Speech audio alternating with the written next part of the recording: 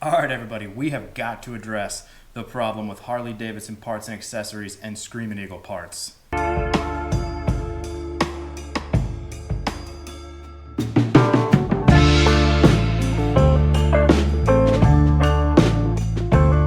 right, everybody, what is up? What is up? As always, thanks for stopping by to another video. Today, we're coming at you from the wood shop again. And today, we are talking about Harley Davidson aftermarket parts and accessories as well as Screamin' Eagle parts. So today we are going to address what I think is kind of somewhat of a little bit of a problem with Harley Davidson parts and accessories as well as Screamin' Eagle parts. As everybody knows, Harley Davidson is known as one of the brands with kind of the most customizable platforms out there. That's one of the things that's highly touted about pretty much every model of Harley Davidson, all the different parts, accessories, aftermarket parts, all the different stuff you can do to your bike. You can work on them yourself. There's tons of different manufacturers, tons of stuff from Harley specifically. And that's a little bit what I want to talk about today, because what I have noticed and through my own little bit of research and with my own bikes, as you guys know, I have a Harley Sportster Iron 1200, a 2022 Harley Davidson Street Bob. And what I have noticed is when I'm looking around for parts, I don't typically find myself gravitating towards Harley parts. As you guys know, there's so many different manufacturers of aftermarket parts out there. And what I've noticed for myself at least, I have almost zero Harley Davidson parts or Screamin' Eagle parts on either of my two bikes. And what kind of got me thinking about this is as I'm kind of taking a look at what I want to do with my Street Bob coming up for the new year, it's in storage right now. I've been thinking about a lot of stuff I want to do to it, researching online. None of the stuff I'm gravitating towards is Harley Davidson parts and accessories from their catalog or from their website. Obviously, I'm sure you guys are familiar with that. And so I start to do a little bit of research on my own. I'm like, why is that? I'm not even like considering some of those. So I started to dive into the parts and accessories section of the Harley Davidson website. And that's what I want to talk a little bit about today, is what I have experienced through researching those parts in comparison to other aftermarket brands and parts. And that's what I'm curious to know from you guys is, do you guys gravitate towards the Harley Davidson parts and accessories? Obviously, the Screamin' Eagle, things like that on their website, parts and accessory catalog. Drop it down in the comments. Let me know if you guys typically seek those parts out or if you guys are going to different manufacturers. Because I'm going to run through some examples that I have for my two bikes. I'm curious to see if anyone has those similar experiences. There's a lot of different factors here that I am going to go out on a limb here and say, I just don't think Harley Davidson and Screamin' Eagle parts and accessories are that great. I don't think the quality looks that good, and I don't think the price points are that great as well. And obviously, one of my big questions to everybody out there is going to be, if you do like Harley and Screamin' Eagle parts and accessories better than some of these other aftermarket brands that I'll run through, why exactly is that? Drop it down in the comments. I have a feeling some of it might be warranty related, accessibility related, go into your local dealer, get your parts, all that good stuff. Let me know down in the comments if you do move forward with Harley Davidson, Screamin' Eagle parts and accessories, or if you don't, why not? Let me know that as well. I would venture to say there's probably three categories that everyone out there is considering. You're going to consider price, looks, and performance. And what I have seen through some of my research and parts that I have chosen to move forward with and buy for my bikes, I believe that those three factors are exceeded by these other brands in almost every case. So the first one we're going to run through here is going to be the Harley Davidson quarter fairing for soft tails. We'll throw a picture of it up right here. Now, honestly, to start with this one, in my opinion, it doesn't look that bad. But I think where you start to have a problem with this is the price point. So when you look at how much you're going to pay for this fairing in comparison to others, like we'll show you the Memphis shades, what I would compare this to in just a moment. But this Harley Davidson quarter fairing for the soft tails starts at about $530. So then, of course, you also are going to have to buy the mounting piece for that. Once you get that mounting piece, you're going to be looking at $645 total for that piece. So like I said, the looks of it is not terrible. I don't mind it. So when you look at purchasing that Memphis Shades Road Warrior fairing, you're gonna have the fairing piece and section itself. That's gonna come in at about $215. So from there, you're gonna get yourself a screen. That's gonna be about $100.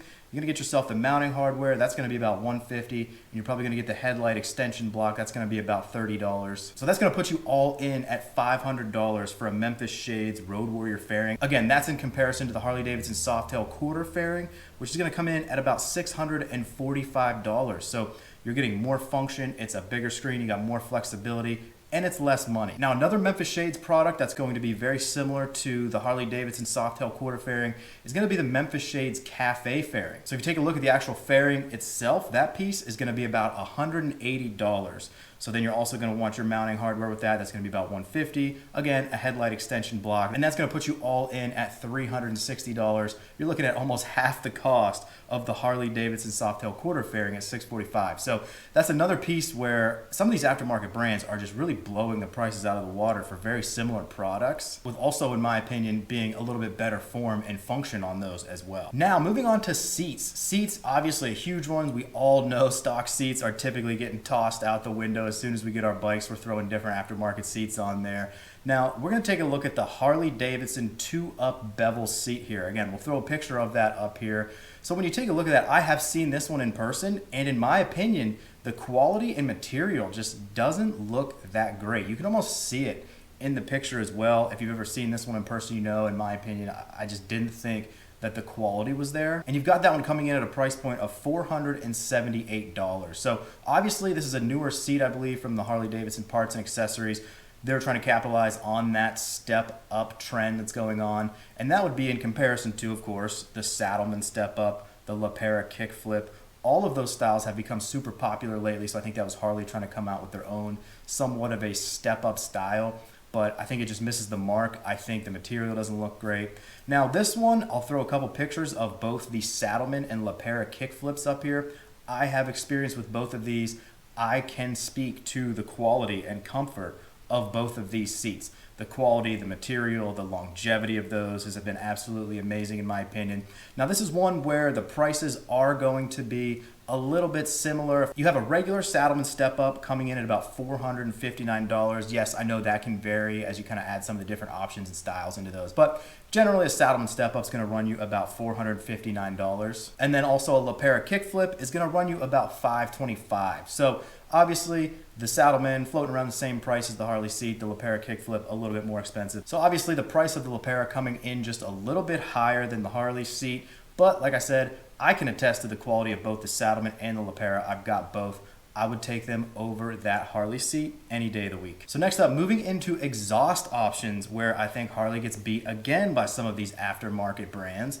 We're taking a look at the Screamin Eagle Street Cannon slip-ons coming in at about $538. So now this one, I will be honest, I have not ever heard these in person. They could sound great, could sound amazing. If you have them, drop it in the comments. Let me know what you think that sound is compared to some of the other brands we'll go over in just a second. But as far as looks go, from the picture that you can see in the Parts and Accessories website, I just don't think they look that great. They're kind of large. They're kind of clunky. They might sound good. I don't know. If anybody knows, drop it in the comments. But as far as looks go, I'm writing these off from a looks perspective. I think they just look a little bit too big and clunky. And so for this one, I would compare this to my Vance & Hines 3.5-inch twin slash slip-ons.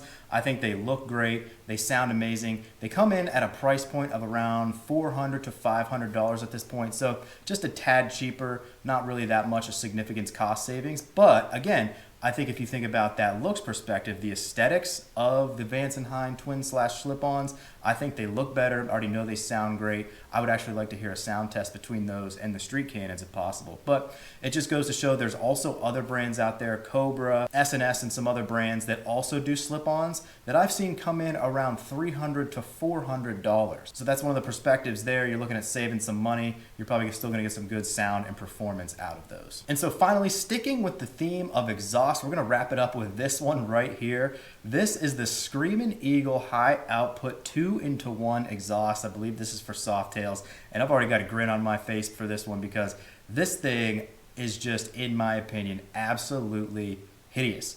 This might be one of the worst looking exhausts I have seen. This thing just looks large. That big exhaust coming out the back, that big muffler there, it looks large and plastic.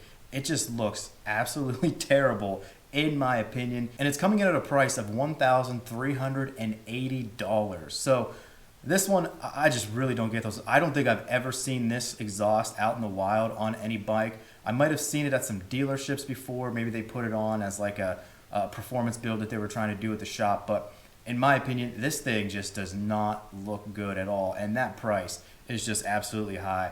I'd be curious to see if anyone actually has this exhaust out there. If you do, drop it down in the comments. Let me know how you like it. Let me know how it works for you. Let me know how the sound is. Like I said, I've never actually heard it. Seen it on some bikes and some dealerships, but I just can't imagine that this exhaust is very popular. And again, when you compare that hideous thing to some of these other brands that I'll throw up here, again, you've got, for example, a Vance & Hines 2-in-1 upswept exhaust. You've got the Bassani Road Rage, which is very popular. And then, of course, you've got Two Brothers Racing Comp S 2-in-1 exhaust. That's super popular.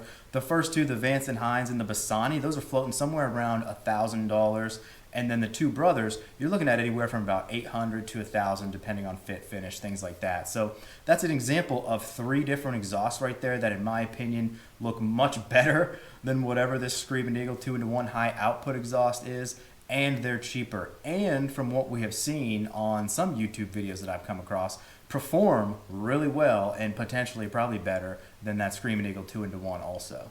So there you have it. That's a little bit of my thoughts and opinions on Harley Davidson Screamin' Eagle parts and accessories in comparison to other aftermarket brands. To wrap it up again, in my opinion, I think there's a lot of other brands making better performance, better looking, and cheaper options than what we have available from a lot of the Harley parts and accessories in the aftermarket. I'll be curious to get some of your feedback. If you have gone with some of these Harley parts, if you swear by them, why is it? Why do you choose those parts if they might not be the best looking or if they're more expensive? I know some people out there are probably gonna say they go with them as far as warranty and stuff like that, which could be a valid reason. I'll be curious to hear some of those thoughts and opinions down in the comments on why you would go with Harley parts over some of these other brands. So of course, that is gonna wrap this one up for today. If you like anything we got going on here, make sure you go ahead and like this video and subscribe to the channel to stay up to date with everything we got going on motorcycle related in the city of Philadelphia. As always, be a friend, tell a friend, make it a good one, guys. Ride safe out there. It's the Moto John. We'll see y'all on down the road. Peace.